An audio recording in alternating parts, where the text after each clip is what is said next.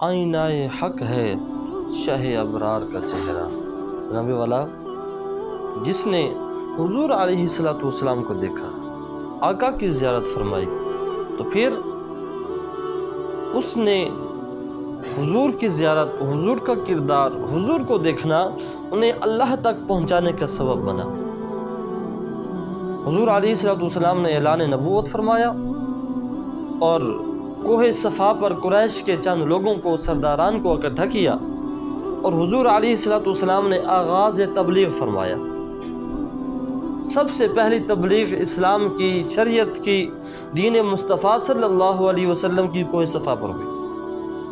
حضور علیہ الصلوۃ والسلام نے فرمایا ان لوگوں سے جو اکٹھے تھے، ان سے فرمایا، اے لوگو، اگر میں کہوں کہ اس پہاڑ کے پیچھے ایک لشکر ہے اور وہ تم پر حملہ آور ہوگا، تو کیا تم اس بات پر یقین کر لو گے؟ ان سب نے کہا کہ حضرت، ہم بالکل، اے محمد صلی اللہ علیہ وسلم، ہم بالکل یقین کر لیں گے۔ اب حضور کی فصاحت دیکھیے، حضور کی بلاغت دیکھیے، بات کو سمجھانے کا اور جو ہے وہ طریقہ سمجھانے کا آپ ہنر دیکھیے حضور علیہ السلام کو، کیونکہ اللہ جن کو نبوت عطا فرماتا ہے، یؤتی الحکمت من یشاء ومن یؤت الحکمت فقد اوتی خیرا کثیرا، اللہ جس کو چاہے حکمت عطا فرمائے، اور جس کو اللہ حکمت عطا فرماتا ہے پھر اس کو خیر کثیر بھی عطا فرماتا ہے۔ پھر اللہ تبارک و تعالی ان کو فصاحت و بلاغت کی دنیا کا بادشاہ بناتا ہے۔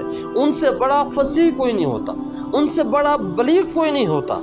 حضور علیہ السلام نے فرمایا، بھی کیوں مان لو گے؟ تم نے لشکر کو تو دیکھا نہیں ہے، تم یقین کرتے ہو دیکھ کر، سورج کی عبادت کرتے ہو اس کو دیکھ کر، چاند کو کی جو عبادت کرتے ہو اسے دیکھ کر، آگ کی پرستش کرتے ہو اسے دیکھ کر، بتوں کی پوجا کرتے ہو انہیں سامنے رکھ کے، یقین تمہارا دیکھنے پر ہے۔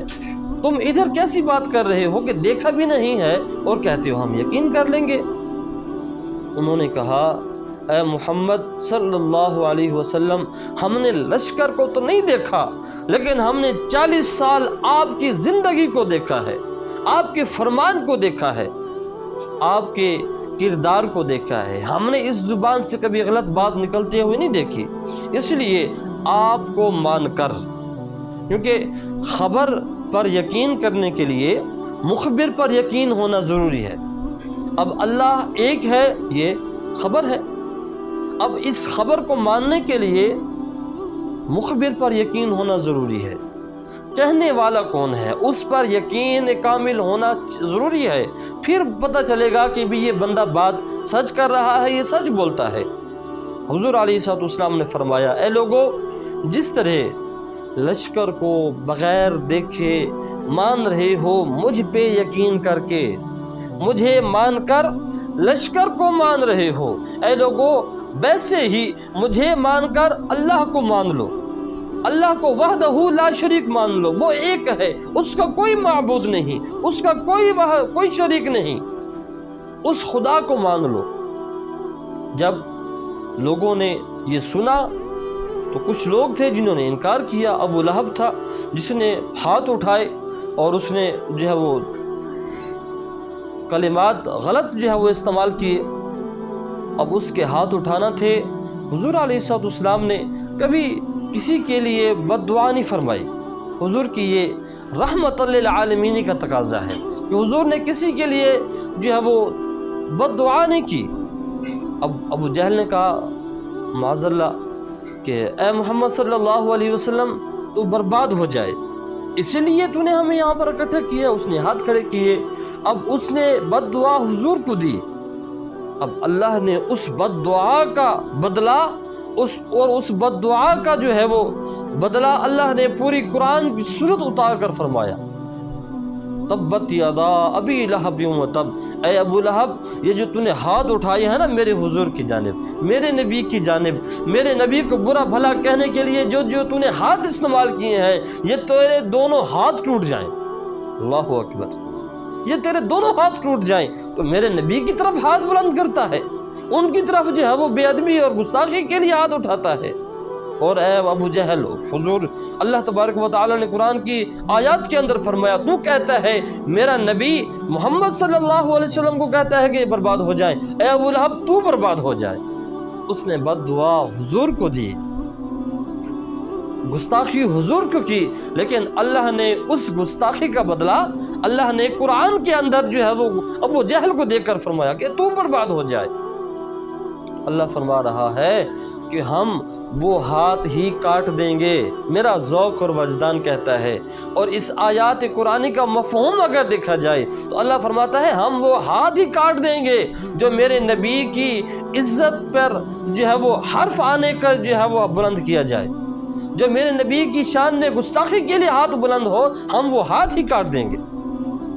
جنابی والا، جنہوں نے انکار کیا وہ تو اب ہو گئے، جنہوں نے مانا کہ اللہ ایک ہے، انہوں نے کس کی بات پر یقین کر کے مانا، کس کو دیکھ کر مانا، انہوں نے کس کی خبر پر یقین کیا، کیونکہ مخبر کون تھے؟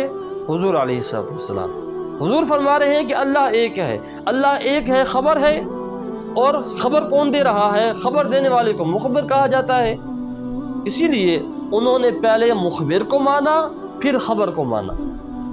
اب حضور علیہ السلام پر جب پہلی وحی جو ہے وہ نازل ہوئی، اقرأ بسم ربک الذی خلق خلق الانسان من علق اقرأ وربک الاکرم الذی علم بالقلم علم الانسان ما لم یعلم، جب یہ وحی نازل ہوئی میرے آقا علیہ السلام نے لوگوں کے سامنے پڑھا، لوگوں نے کہا کہ جی یہ کیا ہے، یہ جو کلام آپ پڑھ رہے ہیں یہ کیا ہے، ہم نے آج تک تو نہیں سنا۔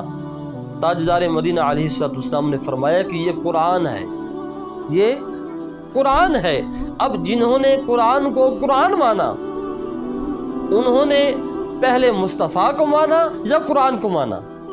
حضور کی ذات سے، حضور کی زبان سے سنا کہ یہ قرآن ہے، پھر قرآن کو قرآن مانا۔ جناب والا، حضور علیہ السلام اللہ وحدہ لا شریک کی پہچان کروانے والے ذات ہیں، اور سید اعلیٰ حضرت فرماتے ہیں زہے عزت و اعتلاء محمد کہ ہے عرش حق زیر پائے محمد، خدا کی رضا چاہتے ہیں دو عالم، خدا چاہتا ہے رضائے محمد، اور رضا پل سے اب وجد کرتے گزریے کہ ہے رب سلم صدائے محمد۔